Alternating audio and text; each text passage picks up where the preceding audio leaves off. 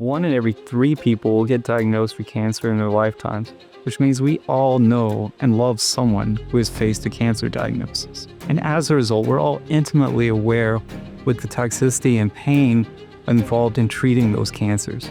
I'm Nick Wallace. I'm a professor at Kansas State University, and I run a research lab looking for ways to reduce the toxic side effects of chemotherapy or cancer care. One of the reasons chemotherapy is so toxic to your body is that it's a little bit non-specific.